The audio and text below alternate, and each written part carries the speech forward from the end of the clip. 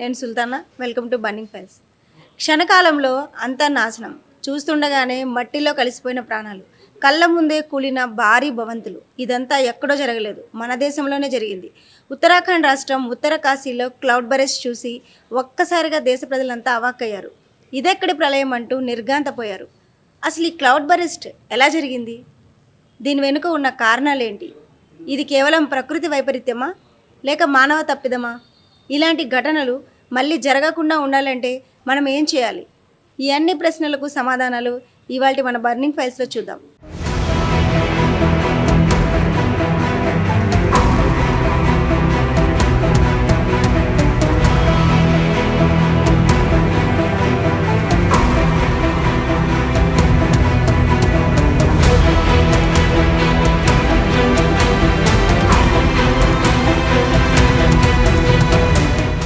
ఉత్తరాఖండ్ పవిత్ర పుణ్యక్షేత్రాలకు నిలయం, హిమాలయాల్లో ఉండే భూతల స్వర్గం, అందుకే దేవభూమిగా పిలుస్తారు. కానీ అదే ఉత్తరాఖండ్ ఇప్పుడు ప్రకృతి ప్రకోపానికి, విపత్తులకు చిరునామాగా మారుతుంది. నిత్యం కొండ చర్యలు, భారీ వర్షాలు, వరదలతో అల్లాడిపోతుంది. 2014 కేదార్నాథ్ జలప్రలయం మనం మరువక ముందే మరో భయంకరమైన విపత్తు ఉత్తర కాశీని ఊపేసింది. ధరాలి గ్రామాన్ని పూర్తిగా ఊడ్చేసింది. అసలు ఆగస్టు 5న ఆ ఊర్లో ఏం జరిగింది? ఉత్తరకాశీలో ఇటీవల జరిగిన క్లౌడ్ బస్ట్ కారణంగా ధరాలి గ్రామం తుడిచిపెట్టుకుపోయింది. ఇల్లు, హోటళ్లు కొట్టుకుపోయాయి. చాలా మంది గల్లంతయ్యారు. అధికారికంగా ఇప్పటి వరకు కొందరే మరణించినప్పటికీ 50 మందికి పైగా గల్లంతయ్యారని, మృతుల సంఖ్య ఇంకా పెరిగే అవకాశం ఉందని అధికారులు చెబుతున్నారు. ఈ విపత్తులో దాదాపు 20 నుండి 25 హోటళ్లు, అతిథి గృహాలు, అనేక నివాసాలు వరద ఉధృతికి కొట్టుకుపోయాయి. ఈ ప్రాంతంలోని ఒక ఆర్మీ క్యాంప్ కూడా దెబ్బతినింది. దాంతో అక్కడున్న 11 మంది ఆర్మీ జవాన్ల ఆచూకీ తెలియకుండా పోయింది. ఘటన జరిగిన వెంటనే భారత సైన్యం, ఎన్డీఆర్ఎఫ్, ఎస్డీఆర్ఎఫ్, ఐటీబీటీ బృందాలు సహాయక చర్యలు మొదలుపెట్టాయి. భారీ వర్షాలు, కొండ చర్యలు విరిగిపడటం వల్ల రోడ్లు మూసుకుపోవడంతో సహాయక బృందాలు ఘటనా స్థలానికి చేరుకోవడంలో తీవ్ర ఇబ్బందులు పడ్డాయి. ముఖ్యంగా గంగోత్రి హైవే దాదాపు 50 మీటర్ల మేర కొట్టుకుపోవడంతో సహాయక బృందాలు అక్కడే చిక్కుకుపోయాయి. ప్రతికూల పరిస్థితులు ఉన్నప్పటికీ రాత్రింబవలు శ్రమించి ఇప్పటి వరకు దాదాపు 130 మందిని సురక్షితంగా రక్షించగలిగారు. ఈ విపత్తు కారణంగా గంగోత్రి యాత్రకు వెళ్లే మార్గం పూర్తిగా ధ్వంసమైంది. అనేక ప్రసిద్ధ పుణ్యక్షేత్రాలకు రాకపోకలు నిలిచిపోయాయి. చెమోలిలో భారత చైనా సరిహద్దుకు వెళ్లే రహదారి కూడా 2 చోట్ల మునిగిపోయింది. ఈ విపత్తును చూసి స్థానికులు భయంతో వణికిపోయారు. ఇల్లు, ఆస్తులు కొట్టుకుపోతుంటే అరచేతిలో ప్రాణాలను పెట్టుకుని కాపాడుకునేందుకు పరుగులు పెట్టారు. ఉత్తరాఖండ్ ప్రభుత్వం అప్పటికప్పుడు ముఖ్యమంత్రి పుష్కర్ సింగ్ ధామీ తిరుమల పర్యటన రద్దు చేసుకుని సహాయక చర్యలను పర్యవేక్షించారు. అత్యవసర హెల్ప్ లైన్ నెంబర్లను కూడా ఏర్పాటు చేశారు. ఈ ఘటనతో ఉత్తరాఖండ్ లో మళ్లీ ప్రకృతి విపత్తు భయం మొదలైంది. గతంలో జరిగిన కేదార్నాథ్ జలప్రలయం, చెమోలి విపత్తు వంటి ఘటనలు గుర్తుకొచ్చాయి. ప్రభుత్వం యుద్ధ ప్రతిపాదికన సహాయక చర్యలు చేపడుతున్నప్పటికీ గల్లంతైన వారి సంఖ్యపై పూర్తి స్పష్టత వచ్చేందుకు ఇంకా సమయం పట్టే అవకాశం ఉంది. అనుకోకుండా వచ్చిన ఈ విపత్తు అక్కడి ప్రజల జీవితాలను పూర్తిగా తలకిందులు చేసింది. ప్రశాంతంగా ఉన్న ధరాలి ప్రజలపై ప్రకృతి కన్నెర చేసింది. ఊహించని ఆ విపత్తు వారి జీవితాల్ని క్షణంలో తలకిందులు చేసింది. ఇంతకీ ఉత్తర కాశీలో జరిగిన విధ్వంసానికి కారణాలేంటి? ప్రకృతి ప్రకోపమా, మానవ తప్పిదమా? అందరూ అనుకున్నట్లుగా క్లౌడ్ బరెస్ట్ వల్లే జరిగిందా? ఉత్తర కాశీ విపత్తుకు అసలు కారణమేంటి? ఉత్తర కాశీలో సంభవించిన విపత్తును తొలుత క్లౌడ్ బస్ట్ గా భావించినప్పటికీ వాతావరణ శాస్త్రవేత్తలు, భూగర్భ శాస్త్రవేత్తలు ప్రాథమిక విశ్లేషణ ప్రకారం దీని వెనుక మరింత భయంకరమైన కారణాలున్నాయని తెలిపింది. ఇజ్రాయెల్ సైనిక ఏజెన్సీ శాస్త్రవేత్తల నివేదికల ప్రకారం ఈ విపత్తుకు ప్రధాన కారణం క్లౌడ్ బస్ట్ కాదని, హిమానీ నది కూలిపోవడం లేదా glacier lake outburst flood GLOF అని చెబుతున్నారు.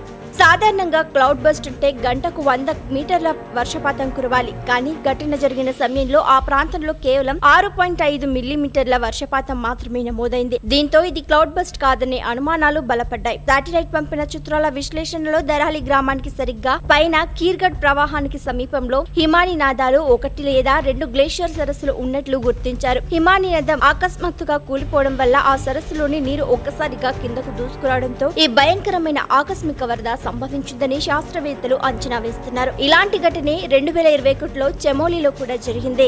ఈ విపత్తుకు మానవ తప్పిదాలు కూడా తోడయ్యాయని నిపుణులు చెబుతున్నారు. వాతావరణ మార్పుల వల్ల హిమాలయాల్లో హిమానీ నదాలు వేగంగా కరిగిపోతున్నాయి. దీనివల్ల నదుల్లో నీటి ప్రవాహం పెరిగి గ్లేషియర్ సరస్సులు ప్రమాదకరంగా మారుతున్నాయి. మరోవైపు హిమాలయాల్లో జరుగుతున్న అడ్డు అదుపులేని నిర్మాణాలు, రోడ్ల విస్తరణ, అడవుల నిర్మూలన వంటివి ఈ విపత్తు తీవ్రతను పెంచుతున్నాయి. పెరుగుతున్న పర్యాటకుల సంఖ్య కోసం నదీ తీరాల్లో, పర్వత వాలుల్లో ప్రాంతాల్లో అశాస్త్రీయంగా హోటళ్లు, భవనాలు నిర్మిస్తున్నారు. ఈ బలహీనమైన నేలపై జరిగే నిర్మాణాలు భూమిని మరింత అస్థిరంగా మారుస్తున్నాయి. దీంతో చిన్నపాటి వర్షానికే కొండ చర్యలు విరిగిపడటం, వరదలు రావడం సాధారణమైపోయింది. వాతావరణ మార్పుల ప్రభావంతో హిమాలయాలు వేడెక్కి హిమానినాదాలు కరగడం, మరోవైపు మౌలిక సదుపాయాల పేరుతో జరుగుతున్న మానవ తప్పిదాలు ఈ రెండు కలగలిసి ఉత్తరాఖండ్ను ఇబ్బందుల్లోకి నెట్టాయి. ఇది ప్రకృతి కోపం మాత్రమే కాదు, మానవ నిర్మిత విధ్వంసం కూడా అని నిపుణులు స్పష్టం చేస్తున్నారు. క్లౌడ్ బరెస్ట్, గ్లేషియర్స్ కరగడం కారణం ఏదైనా మూల్యం చెల్లించింది మాత్రం మనమే. పోయినవి మనవారి ప్రాణాలే. మరి ఇలాంటి ఘటనలు మళ్ళీ జరగకుండా ఉండాలంటే ఏం చేయాలి? మన వంతుగా మన బాధ్యత ఏంటి? ప్రభుత్వం వెంటనే తీసుకోవాల్సిన చర్యలు ఏంటి? ఎలాంటి నిర్ణయాలతో ఈ సమస్యకు శాశ్వత పరిష్కారం లభిస్తుంది? ఇప్పుడు చూద్దాం. క్లౌడ్ బస్ట్లు హిమానీనద విస్ఫోటనాల గురించి ముందస్తుగా హెచ్చరించే అత్యాధునిక వ్యవస్థలను ఏర్పాటు చేయాలి. హిమాలయాల్లోని సున్నితమైన ప్రాంతాల్లో డాప్లర్ రాడార్లను, స్వయంచాలక వాతావరణ కేంద్రాలను నెలకొల్పాలి. వాటి నుంచి వచ్చే సమాచారాన్ని ప్రజలకు ఎప్పటికప్పుడు మొబైల్ అలర్టులు, ఇతర మాధ్యమాల ద్వారా చేరవేయాలి. పర్యావరణ పరంగా సున్నితమైన హిమాలయ ప్రాంతాల్లో నిర్మాణాలపై కఠినమైన నిబంధనలు విధించాలి. నదీ తీరాలలో, పర్వత వాలుల్లో అశాస్త్రీయమైన హోటళ్లు, ఇల్లు, రోడ్ల నిర్మాణాలను పూర్తిగా నిలిపేయాలి. ఇప్పటికే ఉన్న అక్రమ నిర్మాణాలను తొలగించి పర్యావరణ అనుకూలమైన నిర్మాణాలకు మాత్రమే అనుమతులను ఇవ్వాలి. అడవుల నిర్మూలనను ఆపి వాటి విస్తరణకు ప్రాధాన్యత ఇవ్వాలి. పర్వత ప్రాంతాల్లో చెట్లు నేలకోతను తగ్గిస్తాయి. ఇది కొండ చర్యలు విరిగిపట్టాన్ని నివారిస్తోంది. జల విద్యుత్ ప్రాజెక్టులు, ఇతర భారీ ప్రాజెక్టులను నిర్మించేప్పుడు పర్యావరణ నిపుణులు సలహాలను తప్పనిసరిగా పాటించాలి. విపత్తులను నివారించాలంటే ప్రభుత్వ చర్యలతో పాటు ప్రజల్లో కూడా అవగాహన, మార్పు రావాలి. పుణ్యక్షేత్రాలు, పర్యాటక ప్రాంతాలకు వెళ్లేవారు వాతావరణ పరిస్థితులను ముందుగానే తెలుసుకోవాలి. సురక్షితం కాని ప్రాంతాల్లో బస చేయకుండా ప్రభుత్వ సూచనలను పాటించాలి. నదీ తీరాలలో, లోతట్టు ప్రాంతాల్లో నివాసాలు ఉండేవారు హెచ్చరికలను గమనించి సురక్షిత ప్రాంతాలకు తరలి వెళ్లాలి.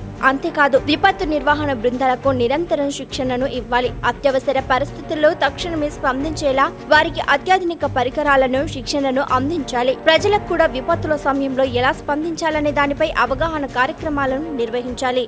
ఉత్తరకాశీ విపత్తు కేవలం ఆ ప్రాంత సమస్య మాత్రమే కాదు, ఇది మొత్తం దేశానికి ఒక హెచ్చరిక. ప్రకృతిని మనం పరిరక్షించుకోవాలి. అలా కాదని దానికి ఎదురెళ్లితే జరిగే పరిణామాలు ఇవే. ఇలాంటి విపత్తులు మళ్ళీ మళ్ళీ సంభవిస్తూనే ఉంటాయి.